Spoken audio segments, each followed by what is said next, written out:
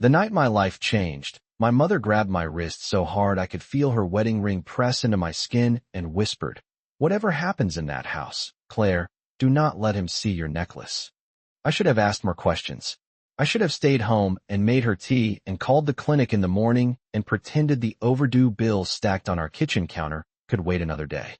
But when you grow up learning how to stretch a dollar until it feels ashamed of itself, you stop asking life for easy choices. You just make the hardest one and pray it doesn't break you.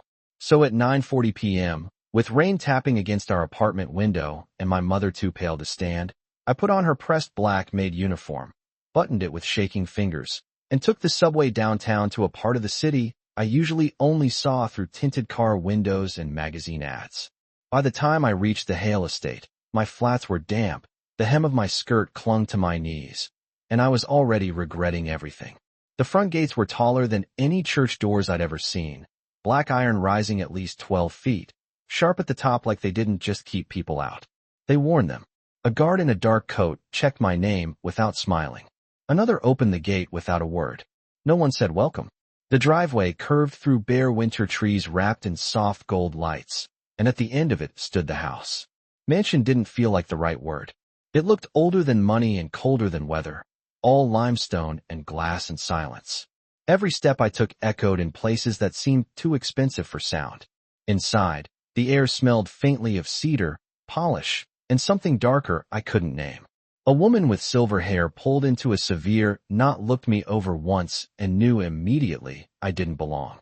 "Margaret's daughter," she said, like it was a problem no one had ordered. I nodded. "My mother is sick. She asked me to cover her shift." The woman handed me a pair of gloves and a list without bothering to hide her disapproval.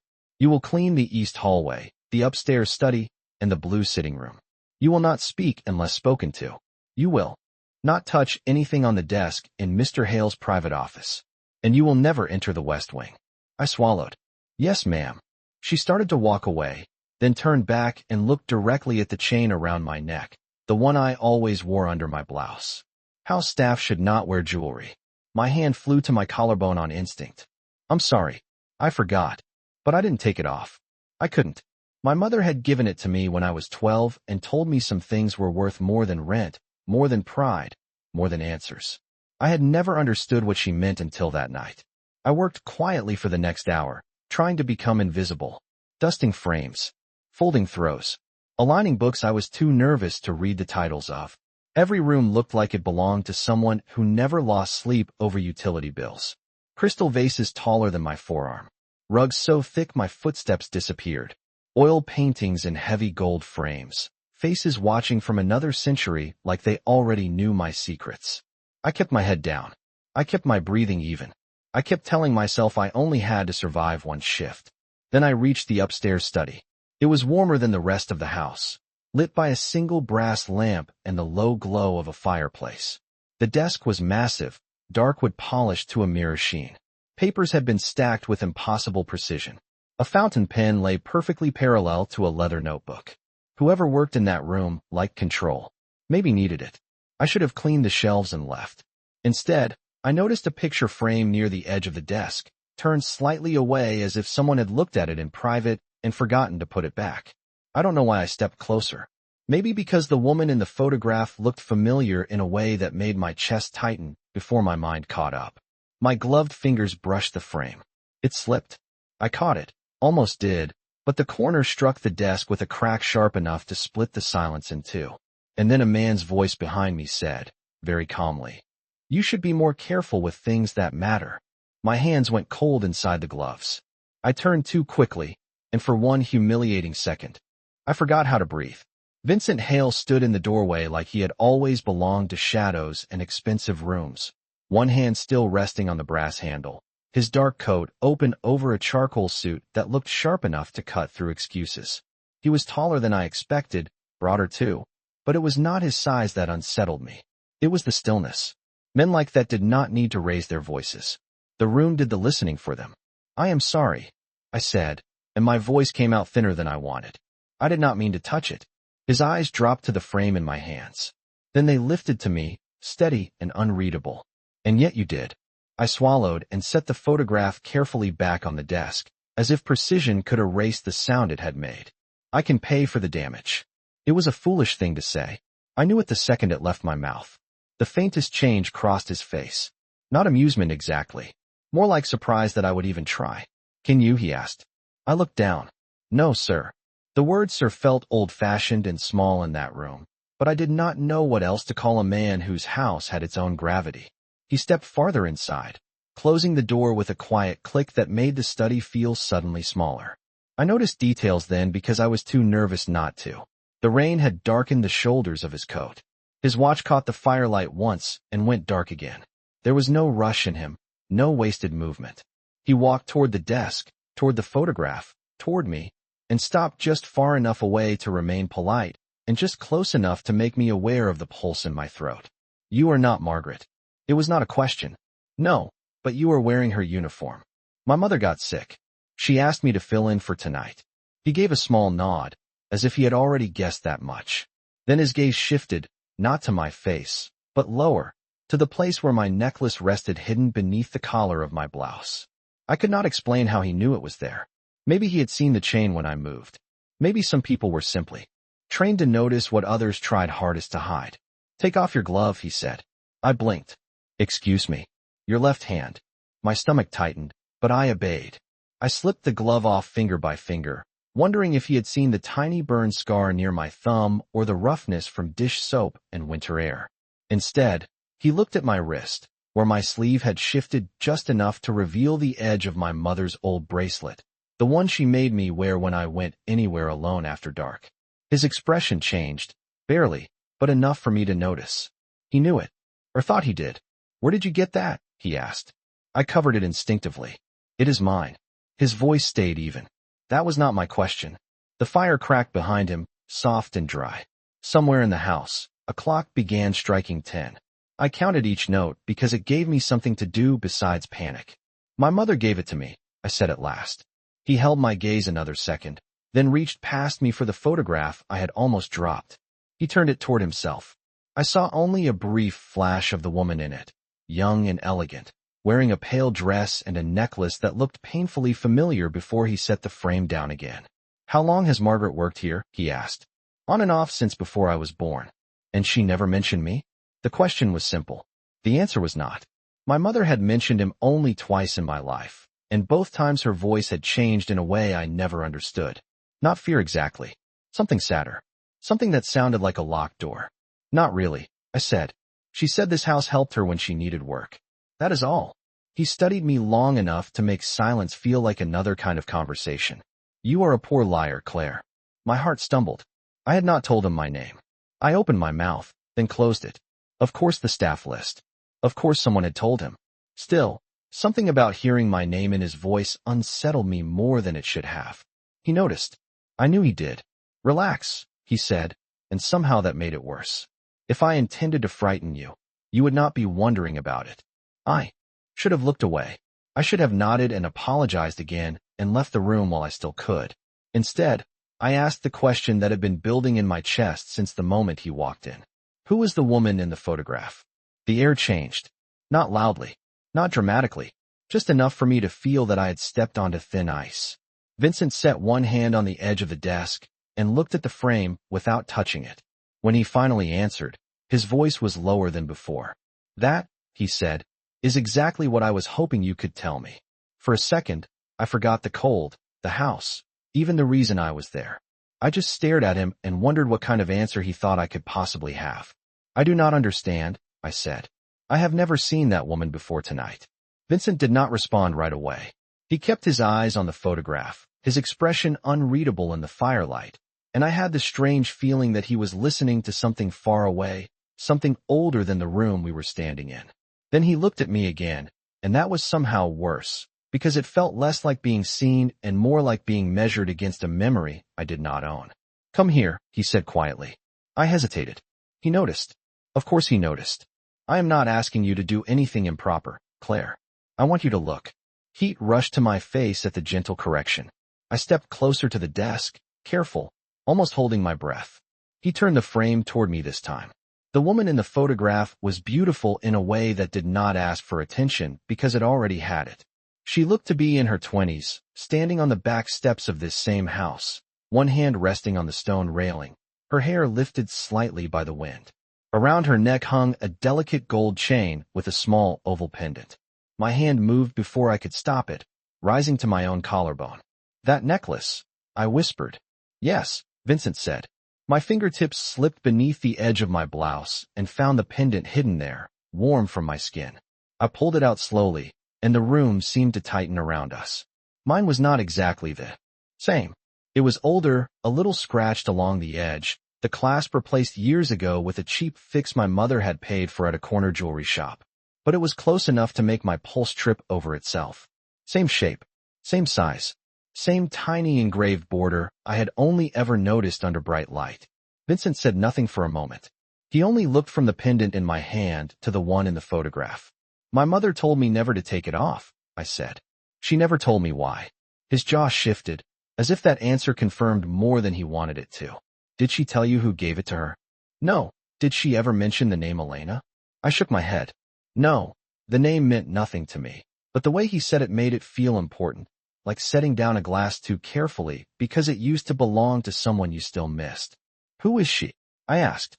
He walked to the window instead of answering, one hand sliding into his coat pocket while the other parted the curtain just enough to look out at the rain-dark lawn below. From where I stood, I could only see his reflection in the glass, faint and distant. "Someone who disappeared a long time ago," he said at last. "And tonight a girl wearing her necklace walks into my house pretending to be a maid." I stiffened. "I am not pretending. My mother really is sick." I did not say she was not. His voice remained calm, but there was something under it now, something sharper. "I am saying there is too much coincidence in one room." I wanted to defend my mother. I wanted to say she would never use me for some hidden reason, never send me into a place like this without warning if she thought it would put me in danger. But then I remembered her face before I left. The way her fingers trembled when they touched my necklace. The way she said his name without saying it at all. And for the first time that night, fear changed shape. It was no longer fear of the house or the man in front of me. It was fear that my mother had known exactly what this was and sent me anyway. A knock sounded at the study door. Vincent let the curtain fall. "Yes." The silver-haired housekeeper stepped in, still severe, still carrying disapproval like a pressed uniform. But the moment her eyes landed on my necklace in my hand, something flickered across her face so quickly I might have missed it if I had not already been watching everyone too closely. Surprise. Real surprise. Vincent saw it too. I knew he did because the room went very still. "Mrs. Weller," he said, in the same quiet tone that somehow made every word land harder. "How long have you known Margaret Bennett?" The woman recovered almost instantly. "Many years, sir." "And have you ever seen that pendant before?" Her gaze dropped, then lifted back to his. "No, sir." She was lying. I knew it before Vincent spoke, before the fire cracked, before my own heartbeat started drumming in my ears. He turned to face her fully, and the air in the study seemed to sharpen around him. "That," he said, "was your only chance to answer honestly." Mrs. Weller did not move. She stood just inside the door with both hands folded neatly at her waist, her face composed again. But something had changed in the room, and we all knew it. It was in the silence. In the extra second before she answered. In the way Vincent Hale watched people when he had already decided the truth mattered more than their comfort. "I have served this house for 23 years, she said carefully. "I do not lie to you, sir." Vincent leaned one hip against the edge of the desk, his expression almost relaxed, which somehow made him more intimidating, not less. "Then perhaps your memory is failing." Mrs. Weller's jaw tightened. "I remember what is useful." The words landed harder than she intended, and I saw it immediately in the slight widening of her eyes. She had said too much. Vincent heard it too. He did not raise his voice. He did not step closer. He only asked, "Useful to whom?" The fire behind us gave a low crackle, and I became painfully aware of every small sound in the study. The ticking clock on the mantel, the rain trailing down the windows, the soft shift of my own breath. Mrs. Weller glanced at me for the briefest moment, and that glance told me more than her answer ever could. I was not supposed to be standing there. I was not supposed to be wearing that pendant in this room with this photograph on that desk. "Claire should return to her duties," she said, smoothing the front of her uniform. "This is clearly a private family matter." "Family?" The word struck me strangely. Vincent noticed that too. Interesting choice of language, he said. You just described a maid's daughter as part of a private family matter. Mrs. Weller went still. That is not what I meant. No. His tone remained quiet, but it carried the kind of control that made every sentence feel final. Then tell me exactly what you meant. She did not answer. I looked from one of them to the other, my fingers still wrapped around the pendant at my throat. Until that moment, I had felt like an intruder in a rich man's study, a girl in the wrong uniform, standing too close to questions that did not belong to her. But now it was worse. Now I felt like a missing page from a book everyone else had already read. Vincent pushed himself away from the desk and crossed the room to the sideboard where a crystal decanter and 2 glasses sat untouched. He poured water into one glass and handed it to me first. The gesture was so unexpectedly normal that I almost forgot to take it. Drink, he said. My hand trembled slightly as I accepted it. The glass was cool and heavy. I took a small sip, more to give myself a second than because I was thirsty. Mrs. Weller noticed that too, and I saw a flash of something like disapproval cross her face, as if kindness itself had become evidence. Vincent poured a second glass for himself, but did not drink. He set it down and turned back to her. Did Margaret Bennet ever work in this study? Mrs. Weller hesitated. Years ago. Alone. Sometimes. And Elena? The name floated across the room like something fragile and dangerous. Mrs. Weller looked at the floor. Yes. Vincent waited. So did I. She worked here too, Mrs. Weller said quietly. Before she left.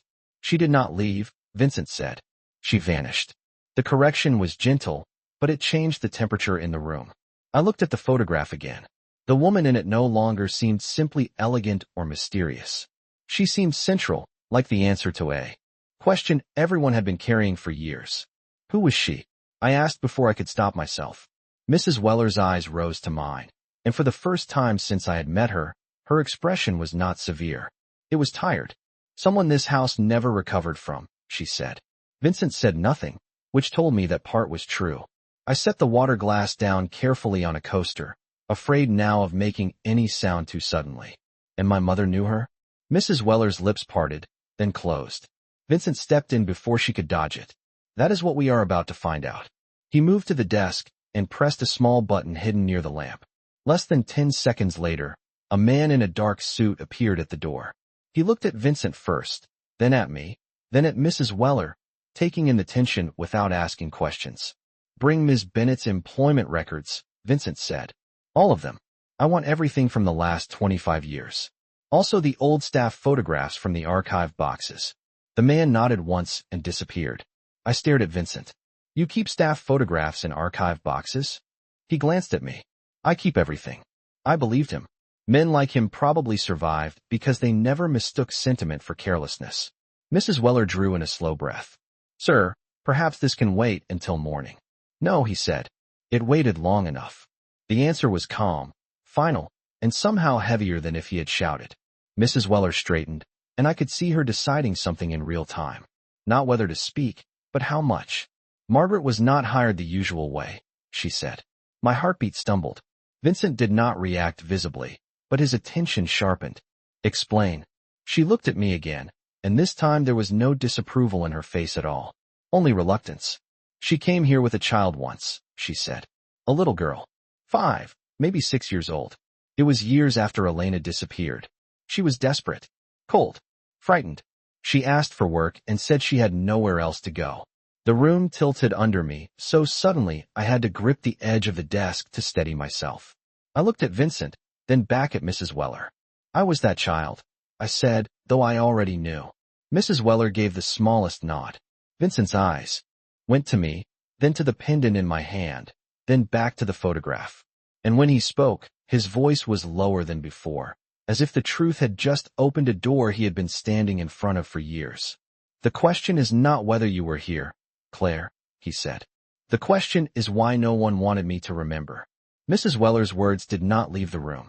They settled into it, heavy and sharp, finding every quiet corner and making it impossible to pretend this was still just a strange shift in a stranger's house.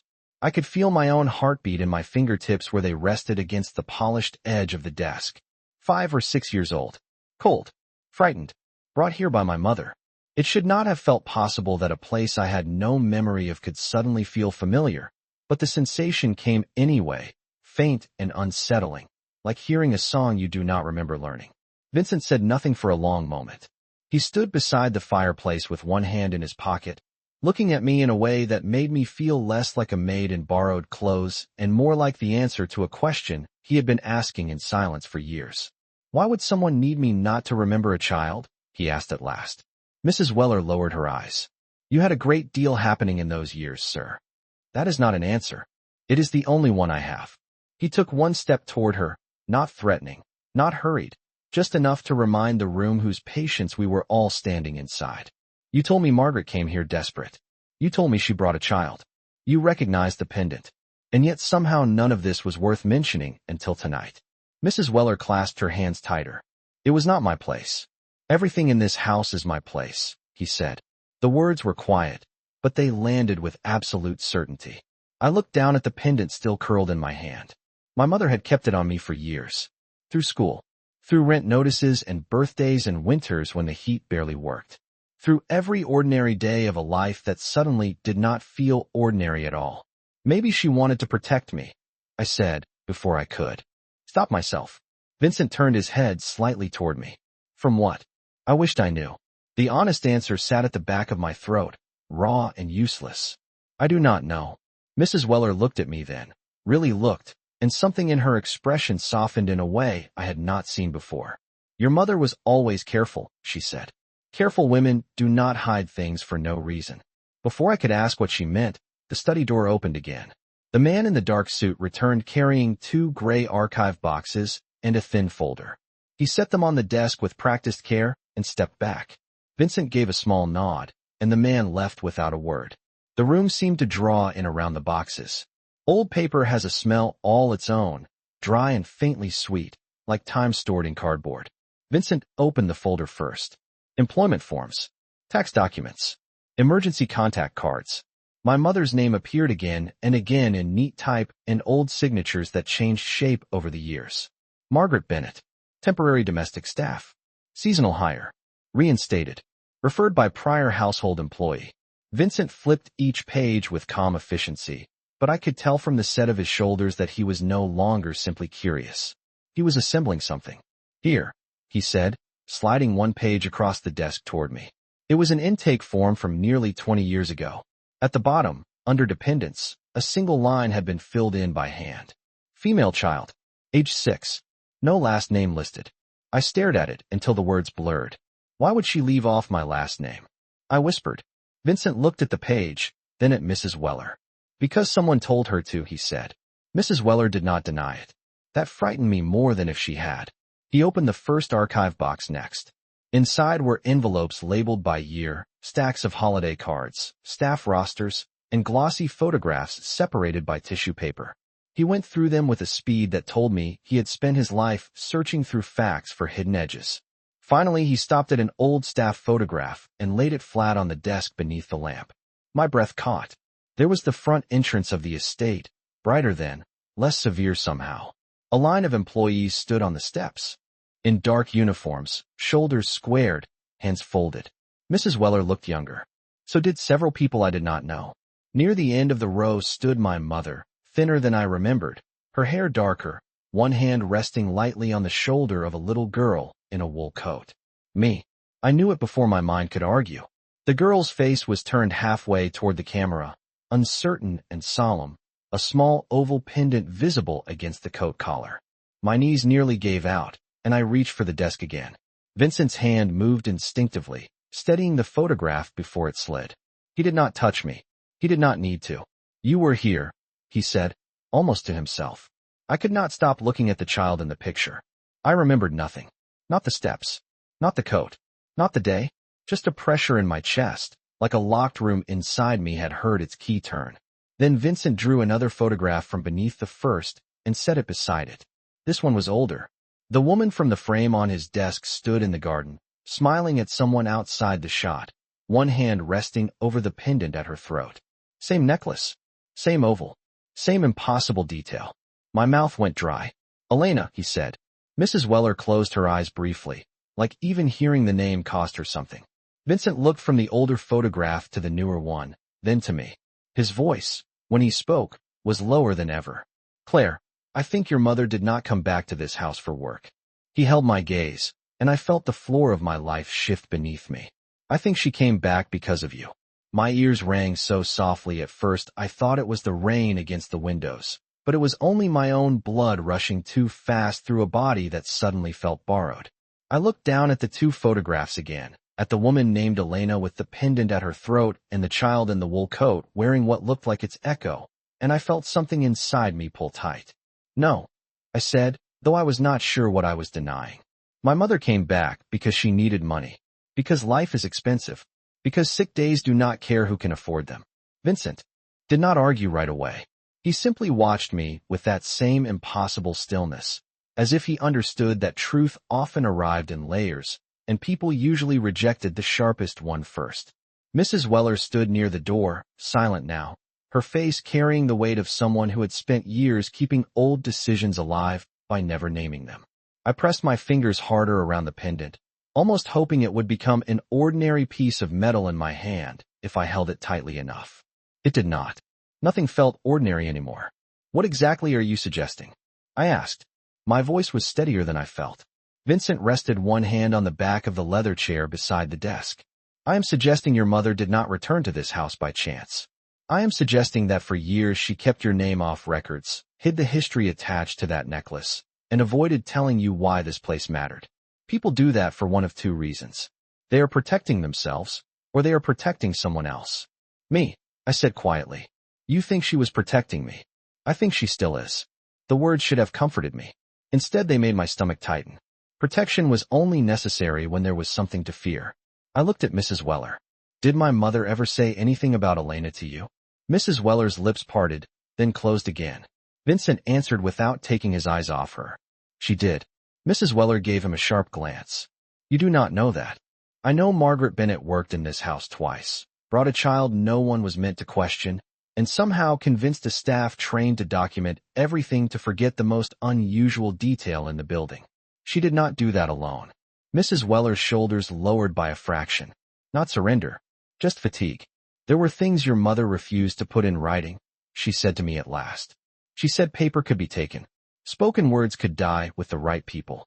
A chill moved through me that had nothing to do with the storm outside. What words? She looked toward the photograph of Elena, then back at me. Only one sentence, and only once.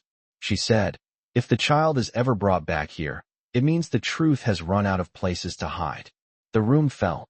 So quiet I could hear the faint hiss of the fire settling in the grate. I stared at her. Brought back. Not brought here. Back. Vincent heard it too. I knew he did because his gaze sharpened in a way that felt almost physical. So Margaret believed this child belonged here before she ever asked for work, he said. Mrs. Weller lowered her eyes. Yes. My mouth had gone dry. Belonged here how? No one answered quickly enough. I hated that. I hated the pause, the adult silence filled with decisions I had not been invited to make.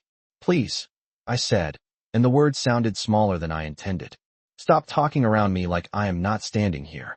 Vincent's expression shifted at that, not softer exactly, but more direct. You are right, he said. Then let us be plain. He moved to the desk again, pulled the second archive box closer, and began sorting through another stack of labeled envelopes.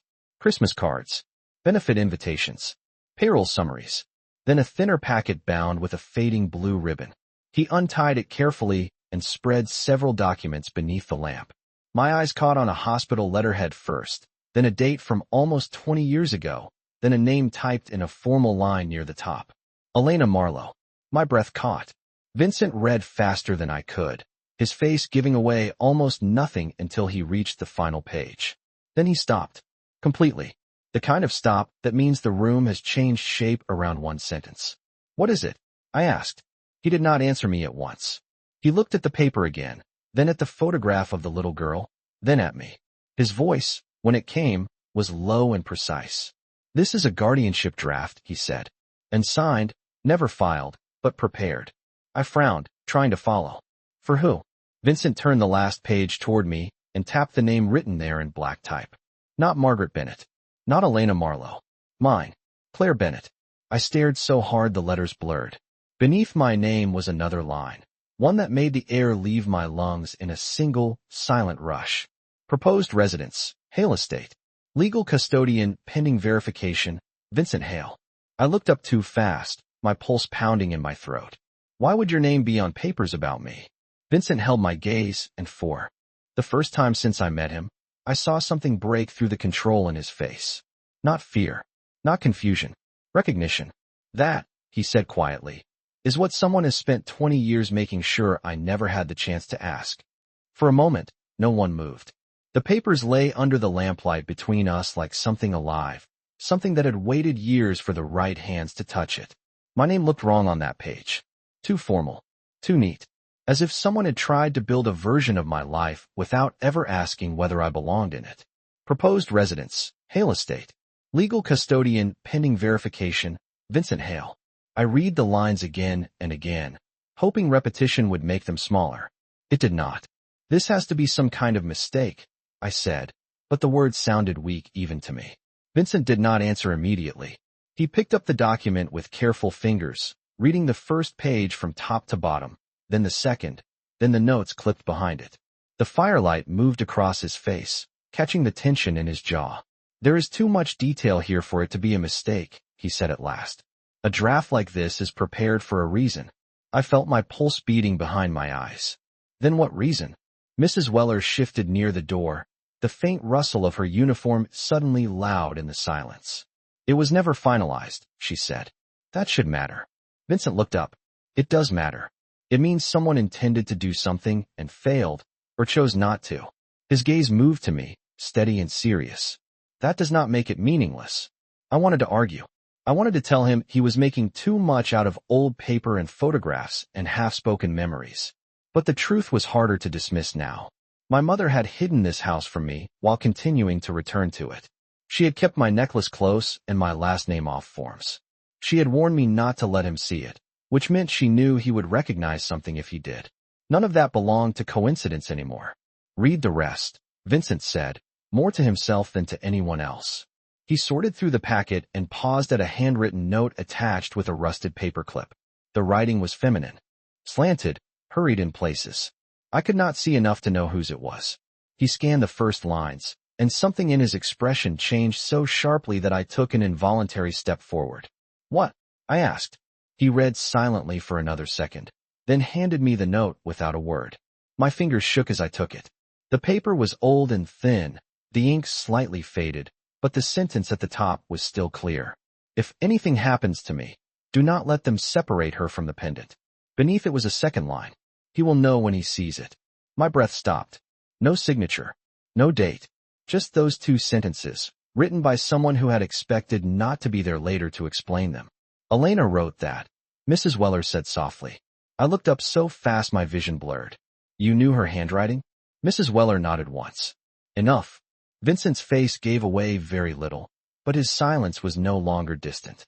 It felt personal now, dangerous in a different way.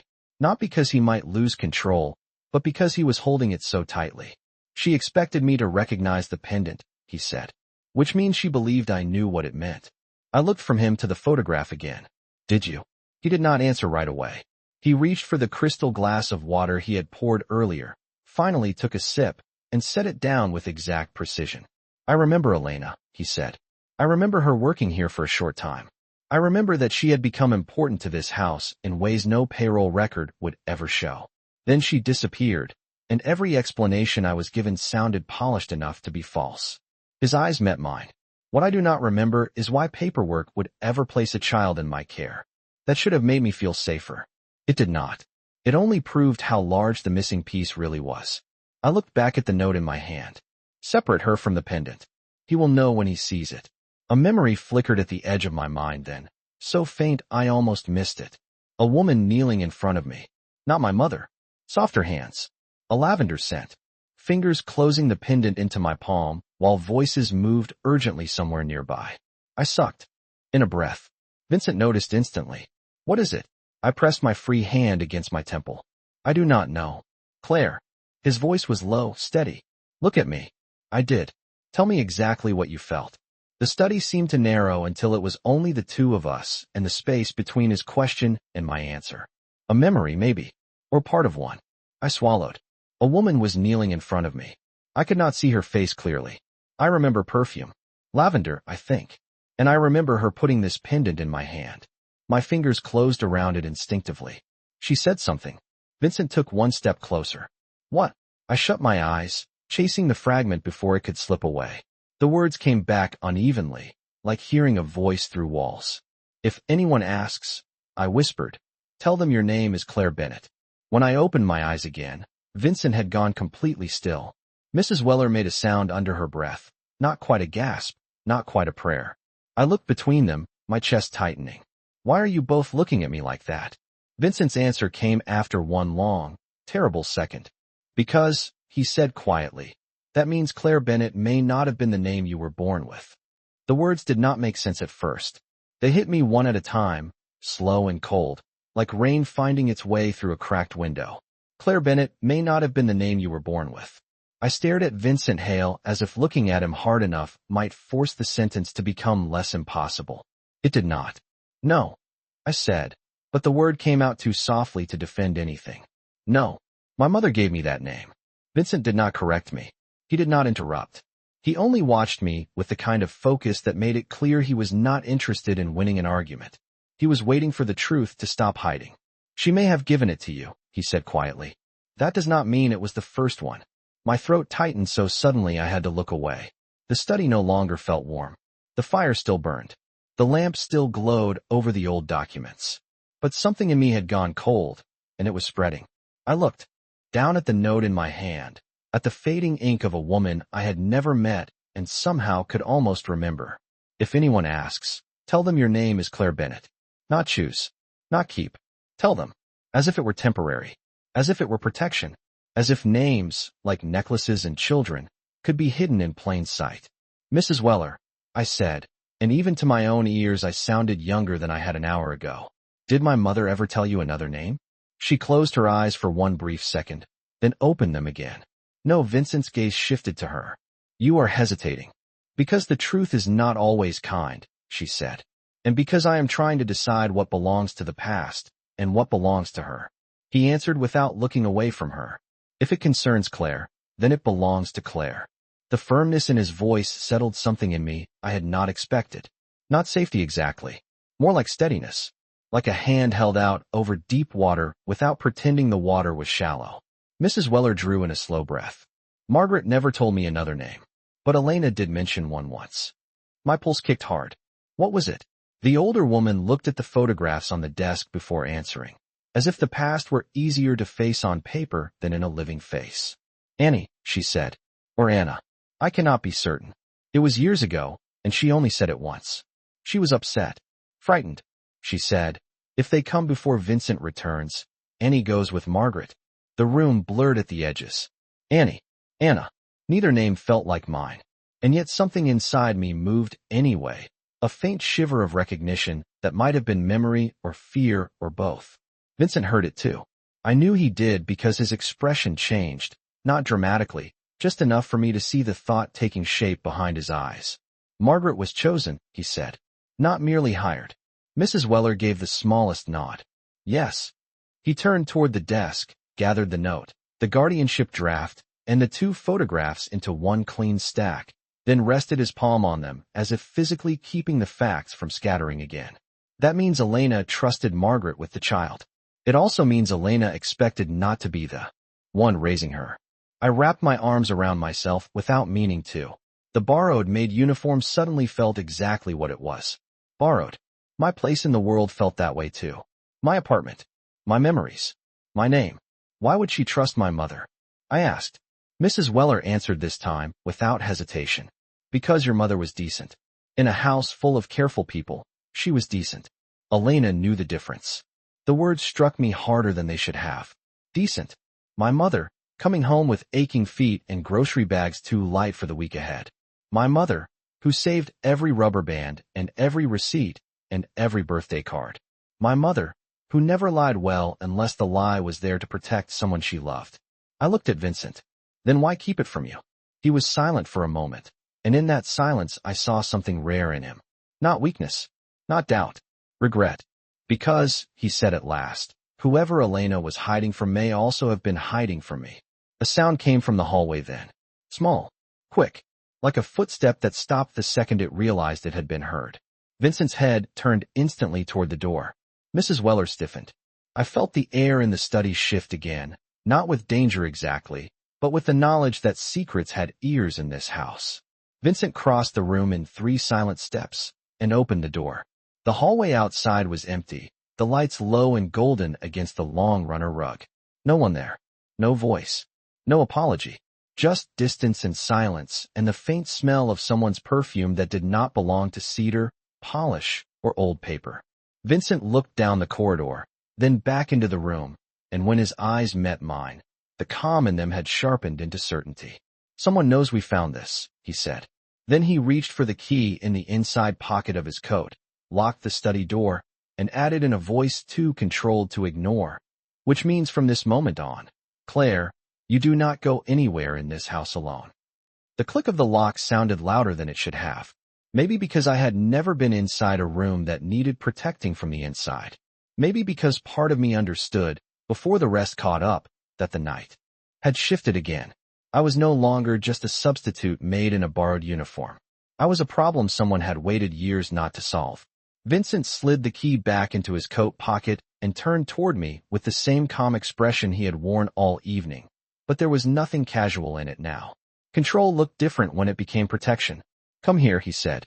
I obeyed before I had time to think about it.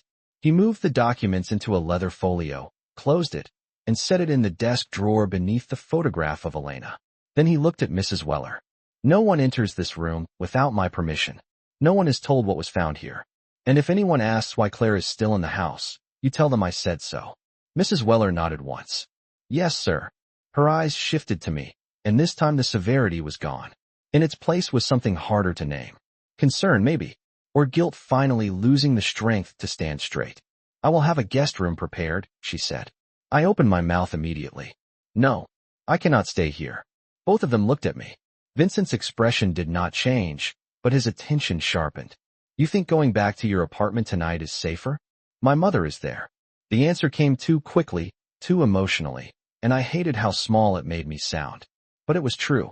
Every part of me wanted to get back to her, to put our tiny kitchen and peeling windows and mismatched mugs between me and this house full of polished secrets. She is sick. She is alone. Vincent did not dismiss that. He considered it. Really considered it, which almost made it worse, because it made his answer harder to resent. Then we call a doctor and send someone trustworthy to check on her, he said. You do not leave until I know who is outside that door. I stared at him. Trustworthy according to who? According to me. The words should have annoyed me. They did, a little. But underneath the irritation was something more complicated. Because for the first time that night, someone sounded certain about keeping me safe. And certainty is hard to reject when your whole life has just come loose at the edges. I do not know you, I said quietly. No, he said. But someone in this house knows enough about you to listen at doors. That landed. Hard. I looked away first. Mrs. Weller stepped toward the side table and picked up the silver call bell resting there, but Vincent stopped her with a glance. Not the house staff. He reached for his phone instead and placed a call so quickly it seemed he had decided 3 steps ahead of everyone else. Lucas, he said when the line connected. Go to this address. He took the employment form from the desk and read my apartment aloud without hesitation. Hearing my home in his voice unsettled me in a way I did not have words for. He continued, a doctor is on the way. Stay there until I tell you otherwise. No one in or out except medical personnel. Call me when you arrive. He ended the call and slipped the phone back into his pocket. Done. I folded my arms tighter. You just sent a stranger to my home. Vincent held my gaze. I sent the one person I trust to do exactly what I say and nothing more. That is supposed to make me feel better? Eventually. The answer was so dry, so unexpectedly human, that it caught me off guard. Not enough to make me smile, but enough to make me blink. Mrs. Weller cleared her throat softly, as if reminding the room that she was still in it. I will prepare the blue room, she said. It is close to this wing. Vincent nodded. And have tea sent up. Something hot. I almost protested that too, just on principle. But the truth was I was cold all the way through. Not shivering. Just hollowed out by too many revelations in too little time. Mrs. Weller moved toward the door, then paused. "Sir," she said carefully, "if someone was listening, they may already know about the name." Vincent's eyes darkened, not with anger exactly, but with calculation. "Then let them wonder which one." After she left, the door locking again behind her, the room felt quieter than before. More private. More dangerous, maybe, because privacy can make honesty unavoidable. I stood near the desk, still in my mother's uniform, still holding a life that no longer fit the measurements I knew. Vincent poured more water and handed me the glass without asking this time. I took it. Our fingers did not touch, but the space between them felt charged anyway, not romantically, not recklessly, just with awareness. Two people standing too close to the same unanswered question. "Sit," he said, indicating the chair by the fire. "I am fine. Claire." My name in his voice did something strange to the room. Not softer, not safer, just steadier. "Sit anyway." I did. The leather was warm from the fire. The study, for all its stone and dark wood and expensive silence, suddenly felt less like a courtroom and more like a place where confessions happened by accident. Vincent remained standing for a moment, watching the flames, then pulled a slim key from the desk and unlocked a smaller drawer hidden inside the first. From it he removed a velvet box no bigger than his palm. He turned it over once before opening it. Inside, on pale cream lining, rested a child's bracelet made of gold links and a tiny engraved plate. Even from across the desk, my chest tightened. I knew it before I knew how I knew it. Vincent looked from the bracelet to me. "This was found in the West Garden the week Elena vanished," he said quietly. "I was told it belonged to no one important." He turned the engraved plate toward the lamp. There, in small elegant letters, was a single name. Anna. The air left my lungs in one silent rush. I rose too fast from the chair, the water glass trembling in my hand. "That is not possible."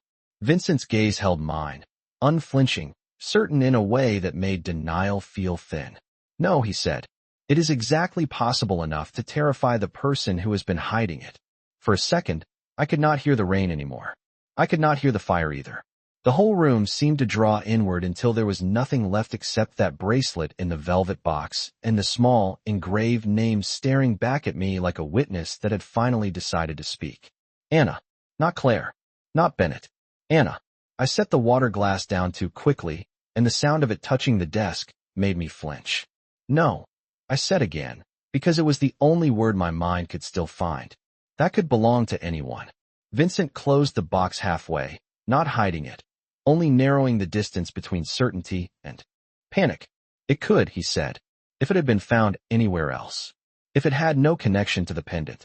If a woman named Elena had not left a note saying not to separate a child from that pendant. If your mother had not brought you here under a different name." He did not raise his voice. He did not need to. Every condition he named tightened the room around me 1 inch at a time. I turned away and pressed both hands against the back of the leather chair, grounding myself in something solid. The maid uniform suddenly felt too tight at the collar. The study smelled like cedar and fire and old paper, but underneath it all I could still catch that faint trace of perfume from the hallway, reminding me that whoever had listened outside the door might already know the ground was shifting beneath all of us. Why would my mother never tell me? I asked, and this time the question was not really for Vincent. It was for the version of my life that had been built out of grocery lists and rent receipts and ordinary Tuesdays. It was for every birthday candle I blew out under a name that might have been chosen for survival instead of love. Vincent answered anyway. Because once a secret protects a child, people start believing the secret is the child. I looked at him then. He stood near the desk in the low firelight, one hand resting beside the folio of documents, the other still holding the velvet box. There was nothing careless about him. Not in his posture, not in his voice, not in the way he looked at me now, like he was trying to be precise because imprecision had already cost too much. "That is not an answer," I said. "It is the beginning of one." He set the bracelet box beside the photographs and opened the folio again, scanning the pages with a speed that made it clear he was no longer searching for clues. He was testing a pattern. If your original name was Anna, and if Elena intended Margaret to leave with you, then there are only a few explanations that fit. My throat tightened. "Say them." He glanced up. "Elena was protecting you from someone. Margaret agreed to hide you. And for some reason, I was meant to recognize the pendant and take legal responsibility for you if Elena could not. The last part landed hardest. Why you? I asked. His expression did not soften, but it changed. Just slightly. Enough to let me see that this question mattered to him too. That, he said, is the part one do not remember. I wanted to tell him that forgetting was convenient. That men with houses like this and staff like his and locked drawers full of old truths did not get to stand in front of me and claim confusion as if that made us equal. But the words never formed. Because the look on his face was not convenience. It was frustration. Real frustration. The kind that comes from standing too close to a memory and still not being able to touch it. A soft knock sounded at the study door, followed by Mrs. Weller's voice. Tea. Vincent crossed the room, unlocked the door only enough to take the silver tray from her hands, then locked it again immediately. He did not invite her in. He set the tray on the low table by the fire. Porcelain cups, steam rising, lemon slices, honey. The ordinary details of it almost undid me. Too gentle for a night like this. Too civilized for the fact that my own name had just become a question. Drink something warm, Vincent said. I stared at the tea and almost laughed, not because anything was funny, but because my life had cracked open in a stranger's study and somehow there was still tea. Do you solve every crisis like this? I asked quietly. One corner of his mouth moved, not quite a smile. Only the important ones. The answer disarmed me more than comfort would have. I picked up the cup anyway. It warmed my hands first, then my chest, but not enough to settle what was moving inside me. If I was Anna, I said slowly, tasting the words like they belonged to someone else. Then who was Elena to me? Vincent did not answer right away. He picked up the photograph from the garden, the one where Elena stood with the pendant at her throat, and studied it, as if the paper might give him permission to say what he was thinking. I do not know for certain, he said at last. But there is one possibility neither of us can ignore. My pulse beat harder, which is... He placed the photograph carefully beside the bracelet box and looked directly at me. She may have been your mother. The world did not tilt this time. It dropped. Not with drama. Not with noise. Just a clean, terrifying absence under my feet. No, I whispered. Margaret is my mother. She raised you, he said. That is not the same question. I set the tea down before I dropped it. Every memory I had of my mother came rushing up at once. Her tired smile at the kitchen sink. Her rough hands folding laundry. Her voice when I was sick. The way she kissed my forehead when she thought I was asleep. Love that steady could not be false. It could not. But blood and love were not always the same thing, and I hated that I understood that now. My eyes burned. I refused to cry. Not here. Not yet. You said there were only a few explanations. I managed. What is the other one? Vincent's face became still again, controlled in the way I was beginning to recognize as dangerous because it meant he had reached a conclusion he did not like. The other explanation, he said, is that Elena was not hiding you from a stranger. He let the silence stretch one unbearable second longer. She was hiding you from someone inside this house. The sentence stayed in the air between us long after he said it. Inside this house. Not outside. Not some faceless danger from a forgotten past. Inside. Under this roof. Walking these halls. Pouring tea. Answering doors. Listening outside locked rooms. I felt my grip tighten around the edge of the chair until my knuckles ached. You think someone here wanted me gone? I said. My voice sounded steady, but only because it had gone past fear into something colder. Vincent did not soften the truth. I think someone here wanted Anna gone, he said. And I think Claire Bennett is the name that survived. I turned away from him and stared into the fire because flames were easier than his eyes. Easier than the possibility that my whole life had been built on a rescue no one ever explained. The tea on the low table sent up thin ribbons of steam. The study still smelled like cedar and old paper and rain-soaked wool from my borrowed uniform. Everything around me looked expensive, controlled, carefully placed. But beneath it all I could feel disorder pressing at the edges, old and patient, and finally tired of waiting. Then why bring me back here? I asked. If my mother spent years hiding me, why let me walk into the one place she was protecting me from? Vincent was silent for a moment, and when I looked at him again, I saw the answer had already begun forming in his mind. Because something changed, he said. Either the threat returned, or the protection stopped being enough.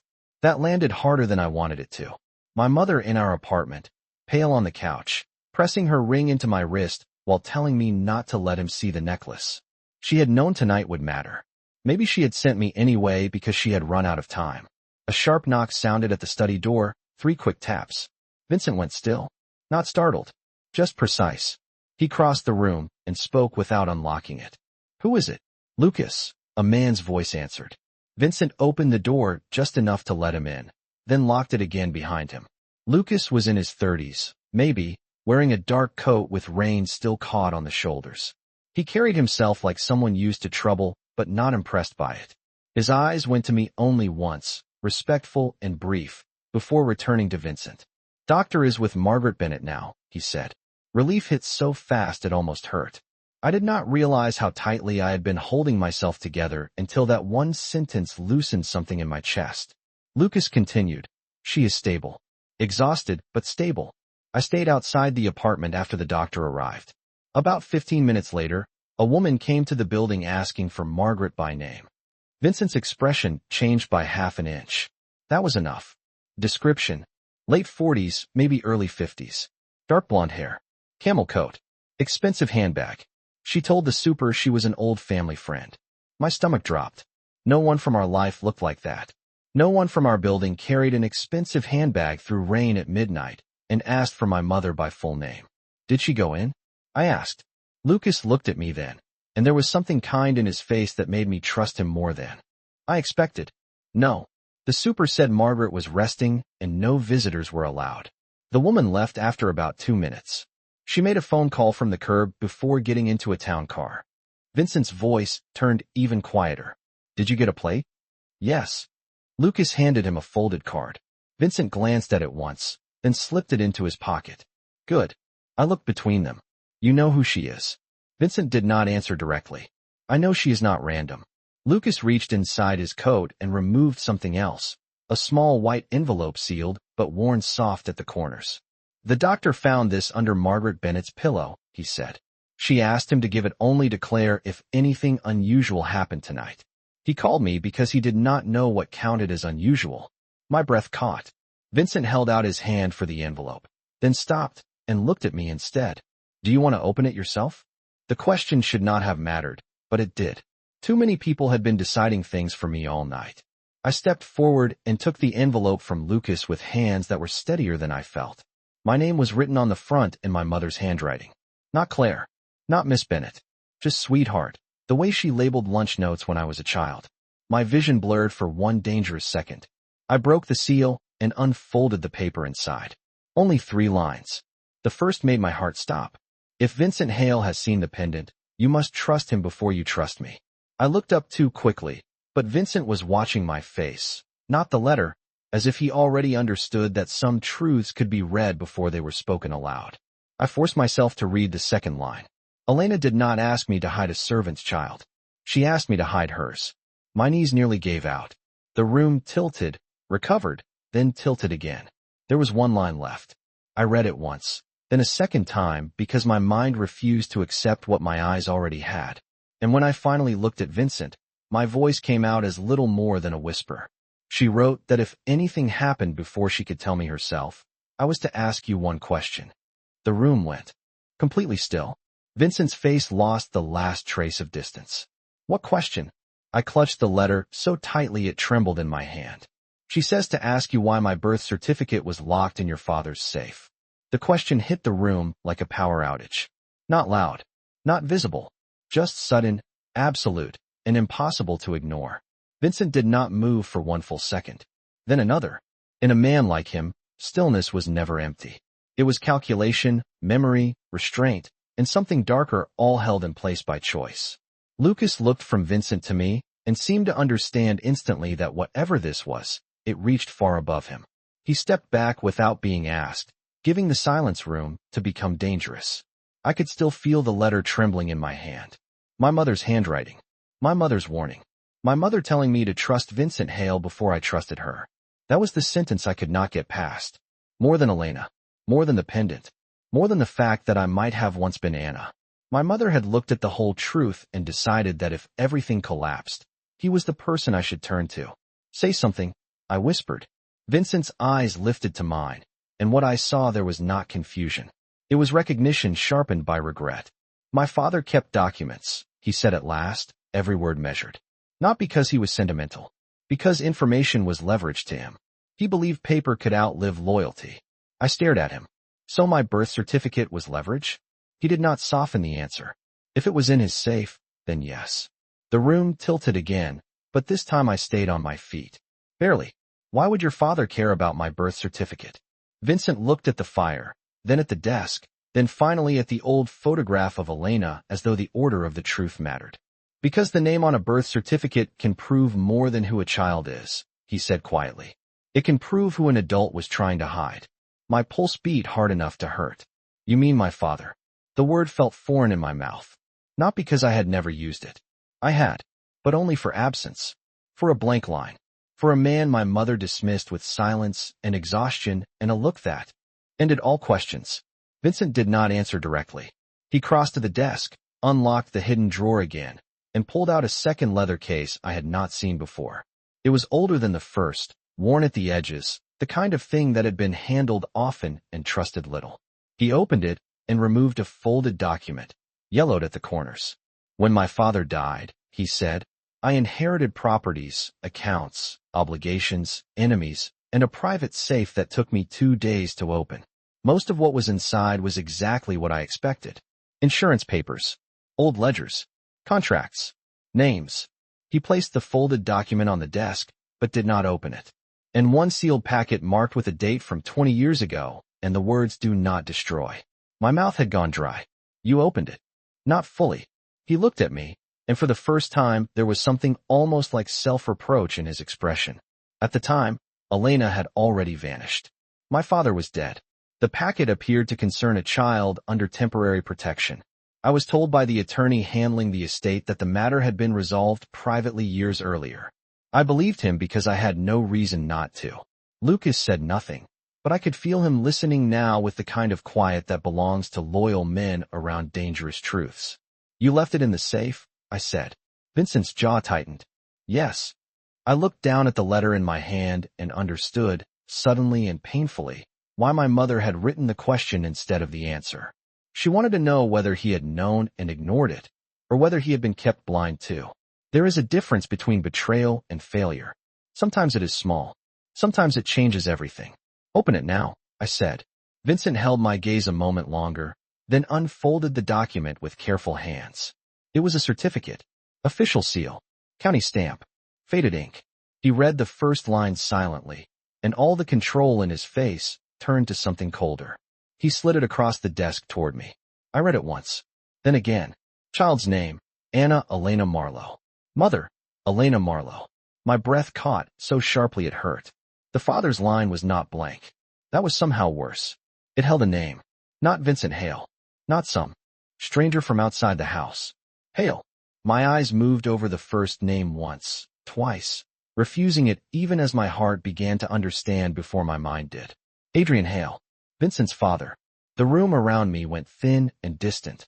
I heard the fire, the rain, the faint porcelain rattle of a spoon on the tea tray, but they all sounded far away. No, I said, though the paper did not care what I believed. No, Vincent did not reach for me. He did not say my name. He only stood there and let the truth exist in the room between us without forcing me to carry it alone. That is why Elena hid you, he said quietly. Not from this house. From my father. I looked up at him, and for the first time since this night began, I understood the shape of his silence. The missing memory. The guardianship draft. The note that said he would know when he saw the pendant. Elena had not meant for Vincent to discover a servant's child. She had meant for him to discover his father's child. My hand went to the pendant at my throat. That makes me. I could not finish. I did not need to. Vincent did it for me, his voice low and steady and edged with something that sounded almost like disbelief at his own bloodline. It makes you my half-sister, Anna. The word hung there between us and changed everything. Sister. Not mystery. Not servant. Not stranger. Sister. I stared at Vincent Hale as if the shape of his face might suddenly rearrange itself into something familiar enough to explain why my whole body had gone still. Half-sister. Anna. The names moved through me like two different lives trying to occupy the same breath. I looked back down at the birth certificate in my hand, at the faded county seal, at Elena Marlowe listed as my mother, at Adrian Hale listed as my father, and for the first time in my life I understood why my mother had guarded silence like it was a living thing. Some truths do not merely change a person. They change every room that person has ever stood in. No one can know yet, Vincent said quietly. His voice brought me back into the study, back into the firelight and rain and old paper and the sound of my own heartbeat trying to catch up to a life it no longer recognized. Not until we know who was listening, who sent that woman to your apartment, and who in this house knew enough to keep this buried. Lucas gave a single nod from near the door. Family trusts and one property account. Vincent's attention sharpened into something almost crystalline. Then she did not come to Margaret's apartment out of concern. She came because something she thought was dead started breathing again. I held the edge of the desk, steadying myself through the sentence. So she knows who I am. Vincent looked at me directly. She suspects. That is enough. A storm rattled softly against the windows, and I had the strange thought that the house itself was listening now. The portraits, the old stone, the locked drawers, generations of polished secrets stacked behind marble and manners. What happens next? I asked. Vincent did not answer immediately. He stepped toward the desk, took the birth certificate from my shaking hand with surprising care, and returned it to the leather case beside the photographs, the bracelet, and Elena's note. Then he closed the case and rested his palm on it like a vow. Next, he said, you stop being the girl this house can misplace. My throat tightened. Lucas straightened near the door. Mrs. Weller stood perfectly still. No one interrupted him. You will not go back to the apartment tonight, Vincent continued. At dawn, I will bring a physician to Margaret myself. Not a messenger. Not a driver. Me. Then I will ask her for the truth in your presence. And she will not have to choose between protecting you and explaining herself because I am removing that choice from everyone else. Something in my chest shifted at that. Not because he was commanding the room. He had done that since the moment I met him. But because beneath the command was something else now, something stripped clean of distance. Responsibility. Not the cold kind written on legal paper. The human kind. The kind that arrives late and stays anyway. And if she confirms it? I asked. Vincent's gaze did not leave mine. Then we correct your records. We secure every document. We find out what my father did, who helped him hide it, and why Elena believed I would protect you when she no longer could. His voice lowered on the last sentence, and for the first time all night, I heard not power in it, but loss. The kind that had been unnamed for too long. I looked toward Elena's photograph on the desk. Her face seemed different now. Less like a stranger. More like a missing sentence in my own body. My mother had raised me. Elena had hidden me. And Vincent, the man I had entered this house fearing, was standing in front of me with the truth in one hand and the future in the other, refusing to let either be taken again. Mrs. Weller spoke quietly, almost reverently. Sir, the blue room is ready. Vincent nodded once, then looked back at me. You should rest. I almost laughed at the absurdity of the suggestion, but the sound never came. Exhaustion had finally found me. Not in my feet. In my bones. In the old name pressing against the new one. In the grief of gaining answers and losing simplicity at the same time. I started toward the door, then stopped and turned back. There was one question left, smaller than the others, but somehow the one my heart needed most. Why did Elena believe you would know the pendant? Vincent looked at the oval resting against my collarbone, and something unreadable passed through his face before settling into certainty. Because, he said softly, I was the one who had it made for her. The room went still all over again. I stared at him, caught between shock and the first strange outline of understanding. Not romance. Not scandal. Something sadder and cleaner than that. A young man once trusted by a frightened woman. A promise interrupted. A child hidden before he could keep it. Vincent opened the study door for me himself, and the hallway beyond looked longer than before, less like a corridor and more like a bridge between the life I had entered this house with and the one waiting for me on the other side of dawn. As I stepped past him, he said my borrowed name first, then the one buried underneath it, as if honoring both. Claire, he said. Then, more quietly, Anna. I paused, my hand tightening around the pendant at my throat. And for the first time in 20 years, the name did not feel like a threat. It felt like a door.